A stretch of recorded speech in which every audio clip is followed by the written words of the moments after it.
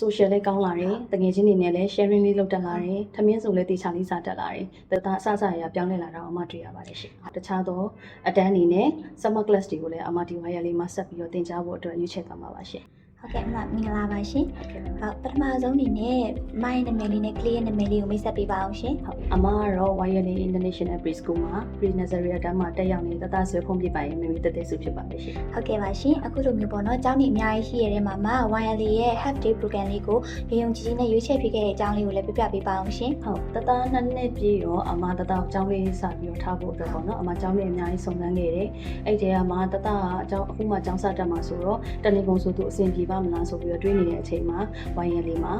half day program လေးရှိတယ်လို့ကြားတော့အမဝန်တောင်းပါတယ်အဲ့ဒီမှာအမစပြီးတော့ half day program လေးကို try ဖြစ်သွားတာပါရှင်ဟုတ်ကဲ့ပါရှင်ဒီတသားလေးကိုပေါ့နော် half day program နေမှာ full day program လေးကိုပြောင်းထားဖြစ်ပုံနဲ့တသားလေးရဲ့တိုးတက်လာတဲ့အခြေအနေလေးကိုလည်းပြပြပေးပါအောင်ရှင်ဟုတ် half day program လေးစထားပြီးတော့တသားက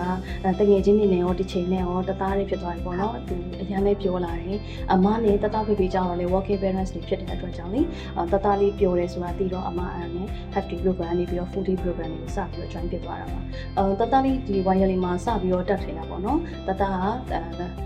social လေးကောင်းလာတယ်တကယ်ချင်းနေနဲ့လည်း sharing လေးလုပ်တက်လာတယ်ထမင်းစုံလေးတေချာလေးစားတက်လာတယ်တချင်းလေးတွေကြပြလေးတွေဆိုလဲသူတေချာလေးလိုက်ဆိုတက်လာတယ်ပေါ့နော်ဒါအစအစရပြောင်းလဲလာတာအမတွေ့ရပါတယ်ရှင်ဟုတ်ကဲ့ပါရှင်ဒါလေးတိုးတက်ပြောင်းလဲလာတာကိုသိရတဲ့အတွက်လည်းအများကြီးဝမ်းသာရပါတယ်ရှင်ဒီ Wirely International Preschool မှာပေါ့နော်ဖေဖေမေတို့ဘက်ကနေမှသဘောကျတဲ့အချက်လေးရှိရင်လည်းပြပြပေးပါအောင်ရှင်ဟုတ်ကဲ့ Wirely Preschool မှာအမသဘောကျဆုံးအချက်ကတော့အဓိကတော့ဒီချက်လေးပေါ့နော်ဒီချက်လေးကအသက်ငယ်ပေမဲ့တသားတို့အပေါ်မှာတကယ်ကိုချစ်ချစ်ခင်ခင်နဲ့မိကူတဆိုင်ဆောက်ရှောက်တယ်ဆိုတော့အမသိရတယ်ပြီးတော့ကျောင်းမှာလည်း activities လေးတွေကိုသိချသင်တာတွေ့ရတယ်ပေါ့နော်အဲ့ဒါကြောင့်အမတသား